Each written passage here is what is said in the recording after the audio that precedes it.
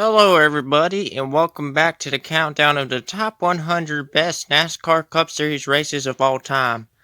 I'm sorry I haven't uploaded this series in a while, but we're going to get back into the countdown and hopefully get this series done by November. So, let's continue. At number 40 is the 2001 Pepsi 400. And I know some of y'all are going to be like, why do you have it this low? Why is it all the way, in the 40s and all that? It deserves more than that. But in my opinion, it wasn't really that exciting of a race, to be honest with you. Yes, it was one of the most memorable moments in NASCAR's history and probably the most emotional win in a NASCAR race and all that because of what would happen. A big crash with 18 laps to go while drivers were coming into pit road brought out the second caution of the race. And as I said, the action wasn't really that good till the last 50 laps. After another late caution, Dale Earnhardt Jr. snuck through the field again and got up to the front and was able to hold off his teammate Michael Waltrip at the line to capture the win. Elliott Sadler was third, Ward Burton fourth, and Bobby Labonte fifth. Johnny Benson, who led 10 laps, finished 13th. The win was an emotional one for Dale Earnhardt and pretty much for everyone in NASCAR, as Dale Earnhardt Sr. had passed away earlier in the year in the 2001 Daytona 500. This race was a very special one, and I don't want to take anything from that, but this list is based off of how good the race actually was, and this race was boring to me, in my opinion, except for the end, so that's why it deserves 40. At number 39 is the 1972 Wilkes 400 at North Wilkesboro. The race was dominated by two drivers, Richard Petty and Bobby Allison, and they were able to put the field down multiple laps as they battled for the win. Richard Petty and Allison swapped the lead, banging and beating as the laps wound down. At times it was more like a demolition derby than a race. Both cars were destroyed by the end, and Petty edged a smoking Allison to capture his 148th career win, and it was the last that he had in a Plymouth. This one may come as a surprise, but at number 38 is the 62nd running of the Southern 500 held on May 7th. Casey Kane was on the pole and led 124 laps. He would end up finishing 4th. Ryan Newman also led early, leading 28 laps. He would finish 5th. On lap 231, David Reagan and Brian Vickers crashed, bringing out the 7th caution of the race. Coming to 4 laps to go, Kyle Busch, Kevin Harvick, and Clint Bowyer got together, bringing out the caution. Kevin Harvick, who had led 47 laps on the night, would end up finishing 17th. This would set up a wild green-white checkered finish where Regan Smith, driving for Furniture Row Racing, pulled off the upset, holding off Carl Edwards to capture his first and only NASCAR Cup Series win.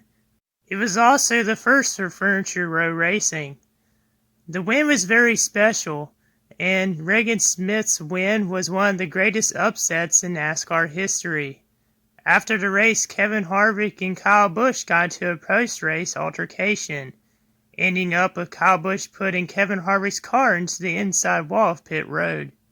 At number 37 is the 24th running of the Brickyard 400. Kyle Busch was on the pole, leading 87 laps on the day, and he dominated the first 2 stages, winning both. The action was pretty tame in the first 2 stages, with 10 lead changes and 14 cautions total in the race. On lap 111, Truex Jr., who was second most of the first 2 stages, went for the lead, but instead got loose and took out himself and Kyle Busch, bringing out the caution.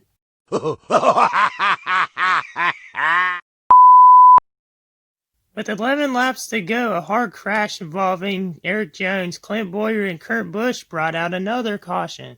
On the ensuing restart with 2 laps to go, Casey Kane and Brad Keselowski were up front, and Jimmy Johnson went for the lead with smoke billowing from his left rear tire, but he got loose and crashed, sending the race to overtime. On the first overtime attempt, a multi-car crash on the front stretch led to a 24-minute red flag, and they would have to restart again. On the second overtime attempt, Casey Kane jumped out to the lead and passed the overtime line on the backstretch as another crash occurred, ending the race. Brad Keselowski finished second, Ryan Newman third, Joey Logano fourth, and Matt Kenseth fifth. It was Casey Kane's 18th career win, and his final one in the Cup Series. At number 36 is the inaugural running of the Southern 500 at Darlington Raceway, held on Labor Day. It was race 13 of the season. Curtis Turner started on the pole, but he ended up finishing 60th after wrecking on lap 275. Gober Sossaby led the first 4 laps, but pole sitter Turner led till lap 22. Cotton Owens led 23 laps and then was passed by Johnny Mance, who would lead the rest of the race. Turner, Tex Keene, and Jack Smith flipped their cars in the race. Multiple cars dropped out with mechanical problems or ran out of tires. Mance, using Firestone tires, increased his lead, while some other cars used over 60 tires to go the remainder of the race. Mance started 43rd and won by 9 laps over Fireball Roberts. This next one may be a little controversial, but this one I have at number 35. It was race number 17 of the season, held on July the 1st. Paul Menard won the pole, and Eric Almirola led most of the first half of the race with 70 laps, but ended up finishing 25th. Kyle Busch led 59 laps, Kevin Harvick 39, Clint Bowyer 21, and Kyle Larson 7. Ryan Blaney did lead the first 16 laps, and traded the lead early with Clint Bowyer, Brad Keselowski, and Austin Dillon. Denny Hamlin's spin on lap 178 brought out the 4th caution. Towards the end, Kyle Busch got by Kevin Harvick, and Kyle Larson went charging through the field, gaining on Kyle Busch when they were stuck in lap traffic, resulting in this crazy finish. Right at one bank, and there's the gap between 1 and 2. Kyle Busch, and here comes Larson. Larson to the bottom of the track. Bad job. Trying to take the lead away. Bad job. Almost. The momentum. The 18. They make contact. The 18 into the wall. They're side by side again. Going into 3 for the lead. Larson has the advantage. Here comes the 18. He puts the bumper to the back of him. The 18 into the wall. The 42 sideways. Where's Harvick? Here comes the 18. Kyle Busch will win. Wow. If it wasn't for lap traffic, it wouldn't even have been a race. I don't know what y'all are whining about, but if you don't like that kind of racing, don't even watch. The 9th race of the 2010 season was held on April the 25th. The race ended up being one of the most competitive and fun races to watch that I've ever seen, with a record 88 lead changes. Jimmy Johnson was on the pole, leading 9 laps. Jeff Burton led the most laps with 28, but finished 32nd. On lap 182, Jimmy Johnson blocked his teammate Jeff Gordon near into the infield, and a couple turns later, the 6th caution flew for a multi-car crash in a tri-oval. On the first green-white checkered attempt, there was a big crash in turn 3, bringing out the 7th caution. On the second green-white checkered attempt, Jimmy Johnson and Greg Biffle crashed. On the final green-white checkered attempt, Jamie McMurray pulled ahead of Kevin Harvick, with him pushing. Coming to the checkered flag, Harvick slingshotted and beat him to the line by 0.011 seconds to end his 115-race winless streak. At number 33 is the 44th running of the Great American Race. Rookie Jimmy Johnson won the pole and ended up finishing 15th. Pre-race favorite Tony Stewart blew an engine on lap 3 and finished last. Another favorite, Dale Earnhardt Jr., ran over debris and cut a tire on lap 23.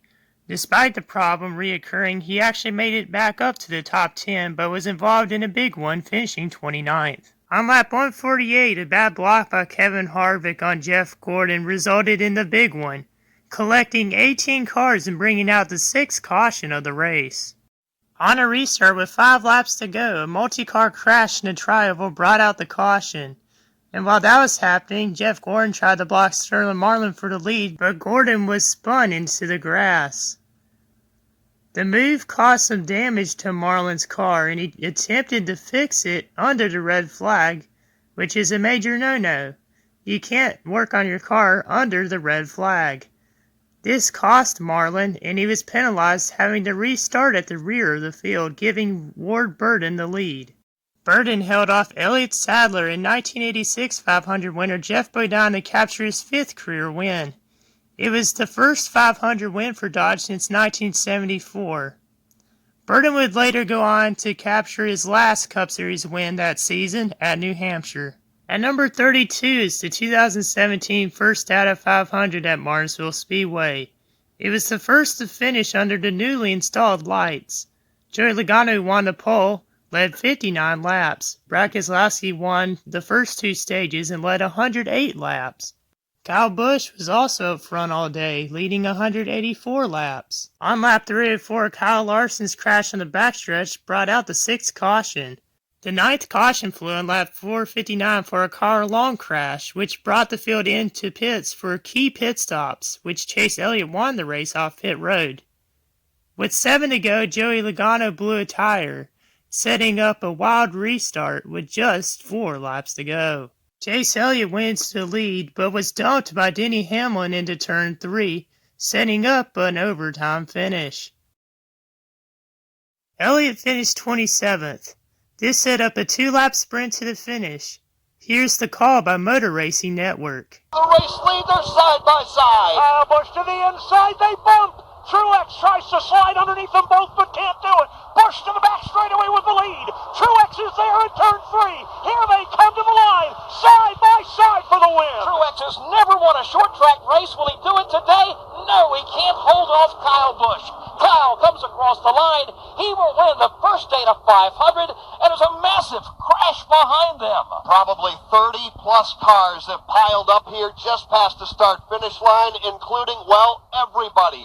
Kevin Harvick, Jimmy Johnson, Casey Kane, Paul Menard. After the race, Denny Hamlin and Chase Elliott exchanged words. 2 weeks later, Chase Elliott would wreck Denny Hamlin at Phoenix, ending Hamlin's chances at the championship. At number 31 was the last Cup Series race at Rockingham Speedway. It was race number 2 of the 2004 season, held on February the 22nd.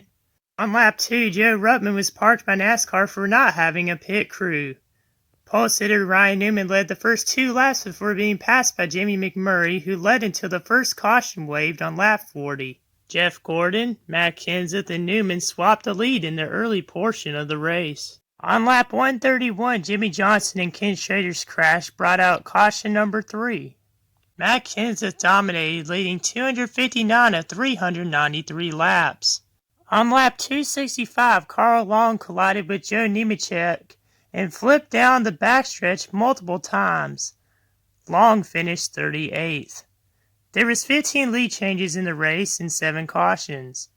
With 42 laps to go, Robbie Gordon nearly flipped after contact with Jeff Green, and it appeared that McMurray was the leader at the time of the caution, but instead NASCAR ruled that Matt Kenseth and Casey Kane were ahead. In the end, Kenseth, Kane, and McMurray battled for the win. Here's the call of the finish by Fox. Kane goes to the bottom. Kane comes to the bottom. He gets a run. He's got a good run on him. Side by side of the line. Kenseth. Told you to be a Moco finish. Matt Kenseth wins the Subway 400. His 8th career win. 1/100th of a second.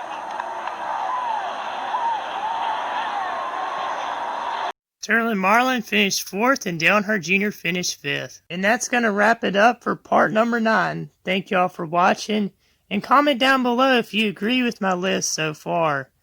Hope y'all have a blessed day. Peace.